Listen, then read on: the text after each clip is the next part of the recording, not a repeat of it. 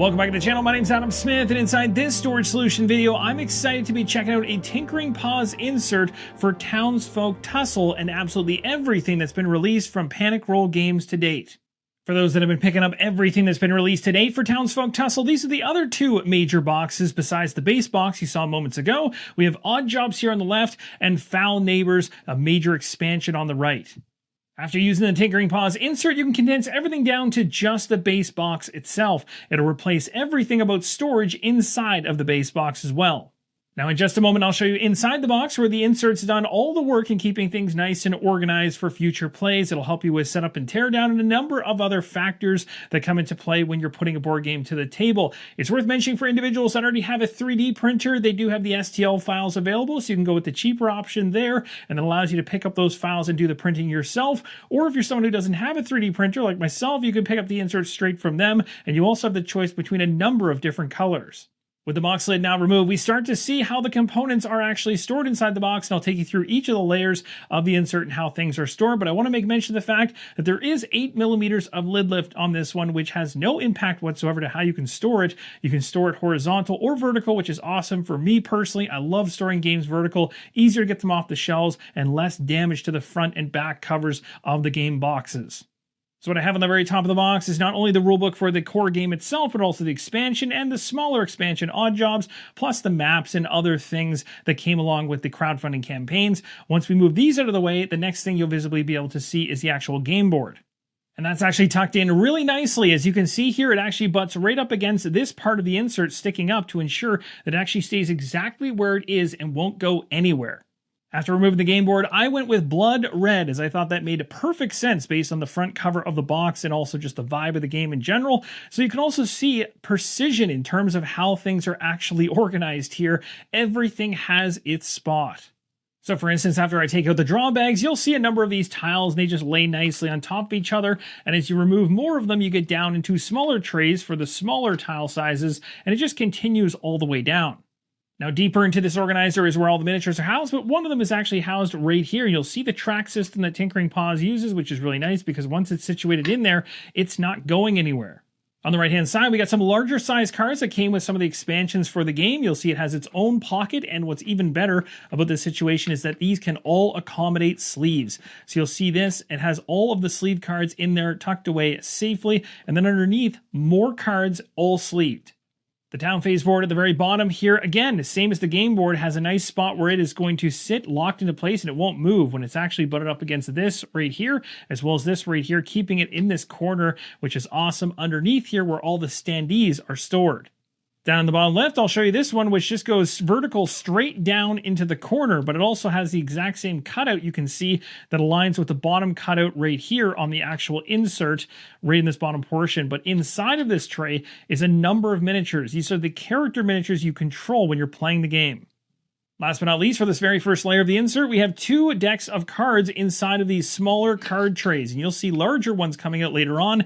And yes, even the dividers that actually come with the game can easily fit in here along with sleeved cards, which is awesome. So you can keep these trays and organize them as you see fit, making setup and teardown that much easier for you. As we go down to the lower portion of the insert, we start to see the boss miniatures, and we'll talk about how they're stored in just a second, but you also see the standard size cards. All of the dividers can still work with this. Also, what's really cool with the insert is there's different size trays. So you'll see one that's about this wide, one that's this wide, one that's this wide. So you can basically choose how you want to organize your cards within the trays based on their given sizes, which is really nice when you're trying to set up and tear down. You can actually have things situated in the boxes you need, so you can just pull out a tray or two to get going, knowing that the unlocks and things for your campaign you don't necessarily need right away are sitting in a separate tray. In other words, you're not dragging everything out of the box every single time you have to deal with this insert, which I love a lot. Now, also one thing to note is that getting the trays out for the bosses, very easy. There's two trays here, one on the left, one on the right, that make a square, and they've got these cutouts on the left and right that actually keep things locked into position, again, making sure things are tight inside the insert and the box is not going to jumble components around. But you simply just lift this straight up and you've got access to all of the boss characters. And of course, when you actually need one, you simply just pull them right out of the tray groove like so, and you've got the miniature you need. And when you want to store them away, just slide it back in the track, drop it right back inside the box. And for very little effort, but a whole bunch of organization, you've got a solution here that just makes life easy. Now let's go ahead and take a look at the card trays up close. Just want to show you what one looks like for an example. So if you want to grab one, you just grab the edge of the card tray and you can pull the entire thing straight out. I've got my town events inside this tray, and as you'll see, lots of space for sleeves, and even space when they're laying over on both sides. So in other words, the sleeves you put on, whether they're cheap sleeves or they're very expensive ones, you don't have to worry about them getting crushed on one side of this case. There's a lot of games that come with inserts, and you put these nice sleeves on particular cards. You want to keep them nice, and then you come back after about a month or so and you look at the sleeves and all the corners are bent to heck because the actual space for the sleeved cards supposedly is enough, but it's actually not enough to protect the sleeves from being destroyed as well. This gives you lots of space, and these sleeves are going to be pristine when you come back to them as well. You won't have any issues whatsoever, so that wiggle room is really appreciated. But again, you can store things how you wish. So for instance, I got my curses up here. My terrain deck is all in this smaller one, but I have a lot of the character ones from the original here, and then the expansions are over here in separate trays to make it easy to find who I want to find and when I want to find it.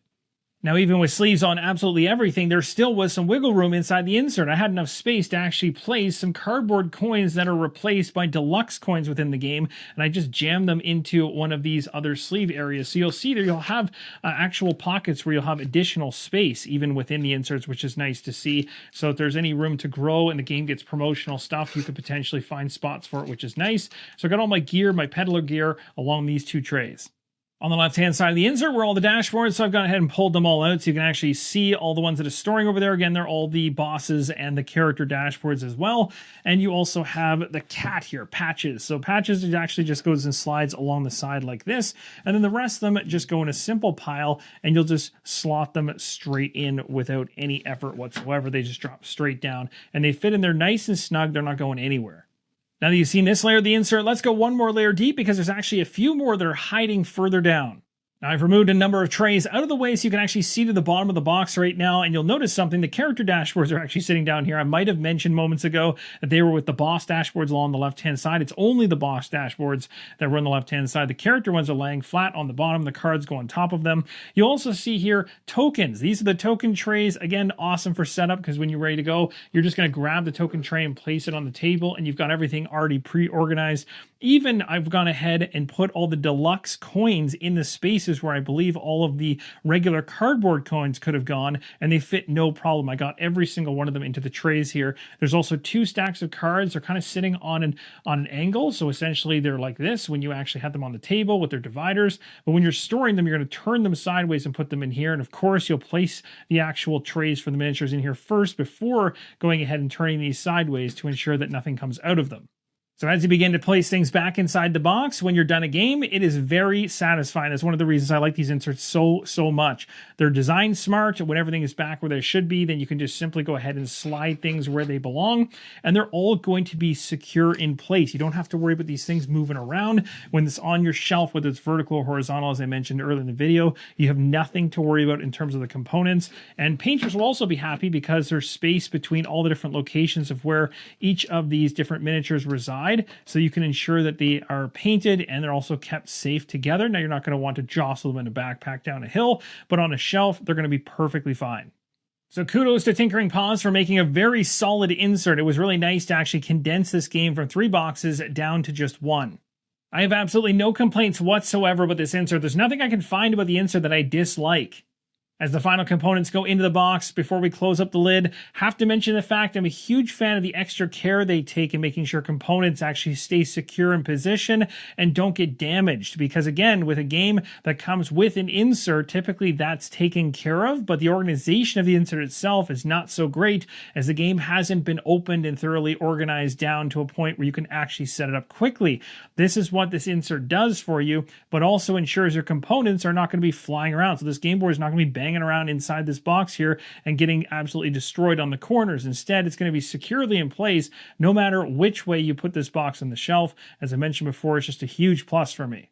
And that, my friends, is going to do it. That is a full look at the storage solution from Tinkering Paws for everything released for Townsfolk Tussle to date. I'll also go ahead right now and push the box backwards so you can actually see how much lid lift there actually is. And that's going to wrap up this video, checking out the Townsfolk Tussle storage solution from Tinkering Paws. Hopefully this helps you make an informed decision on it, whether you're picking up the actual insert physically itself from Tinkering Paws, or if you're going the STL route. Now, either way, I've got a coupon for you for 10% off. It's sitting inside of the pinned comment and video description for those of you in the community to get an extra discount as a thank you back to you guys. Thanks again for watching, and as always, keep on rolling solo.